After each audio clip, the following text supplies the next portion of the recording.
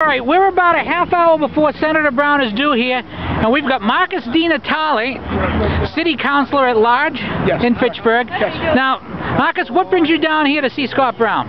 First of all, I'd love to see him. I haven't seen him since he's been in office, and it's a rarity when a U.S. Senator, comes locally like this, especially during election season.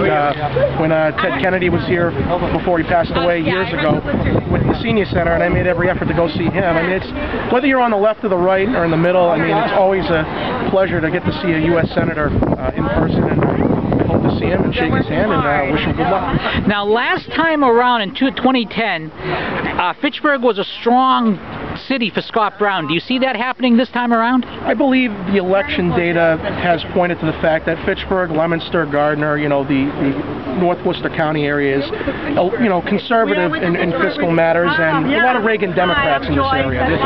Fitchburg right now has 45 Democrat, 45 Independent, and then 10% Republican. So it's not a heavy red area, but there's a lot of Reagan Democrats here that lean to the right on a lot of fiscal matters, and a lot of the Independents as well. So I believe the turnout for him will be good. I believe he'll carry the city like he did 2 years ago, specifically for that reason. A lot of people here, a lot of people concerned about fiscal matters, and that's what he's pushing on. Is there something in particular you're looking for, one way or the other, before you make your final decision for tomorrow? I'm looking for the person, number one, who's going to look out for the private sector. And I believe that Scott has shown his willingness to bridge the divide in terms of moving across the aisle to try and get things done. He's ranked second most bipartisan senator by the Boston Globe. And there's going to be gridlock on Washington no matter what happens tomorrow. But Scott has resonated with me on his fiscal policy and how he protects the middle class and the private sector. All right. Any predictions in general for tomorrow, other than your own seat? Your seat's not up for tomorrow. I'm on the odd year. This is even. My prediction is that Scott will win.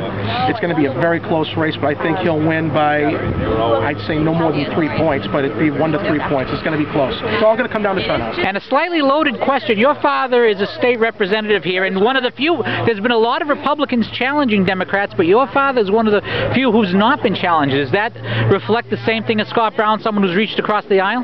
My father does what's best for the citizens of Fitchburg and only for the citizens of Fitchburg. And if anybody needs assistance with his office, they know that they can go to him and count on him to get back with them and follow through.